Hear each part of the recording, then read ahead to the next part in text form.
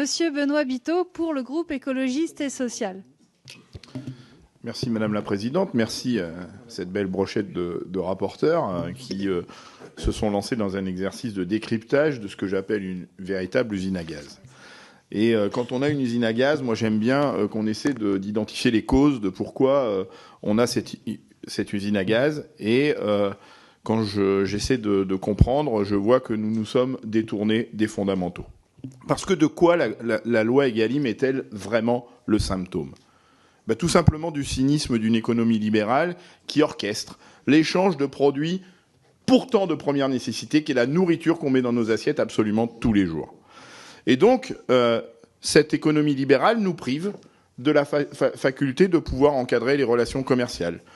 Nous prive aussi, ou en tout cas entraîne, la disparition des régulations de volume.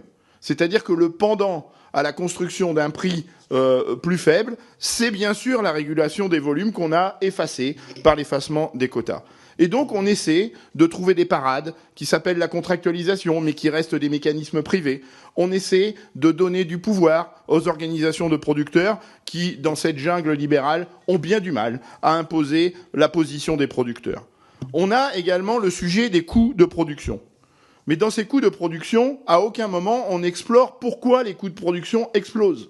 Et donc, cette fuite en avant qui consiste à toujours compenser les coûts de production sans regarder comment est-ce que les agriculteurs pourraient limiter leurs coûts de production et donc leur permettre de dégager du revenu est quand même d'une vaste hypocrisie. Quand je regarde par exemple le prix d'une baguette, 1,20 € le prix de la baguette. Dans le prix de la baguette à 1,20 €, on a seulement 5 centimes pour le producteur de blé. 5 centimes. Mettons 10 si tu veux, Richard, pour ne pas te contrarier. On augmenterait de 5 centimes, alors de 10 maintenant, de 10 centimes le prix de la baguette. On rémunère 2 fois plus le producteur de blé. Donc, sortons de cette hypocrisie et essayons de revenir à des vrais sujets, à des fondamentaux.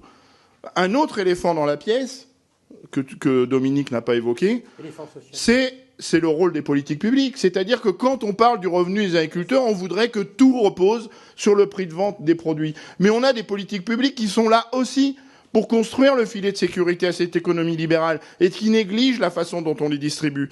On a aussi des politiques publiques qui, si je reviens sur les coûts de production, pourraient être des accompagnements à la bifurcation d'autres manières de produire, de manière à ce que ces coûts de production soient le plus bas possible. Et puis, on a une loi qui n'est pas respectée. C'est l'illustration du en même temps. On a les restaurations collectives où on impose 20% de bio.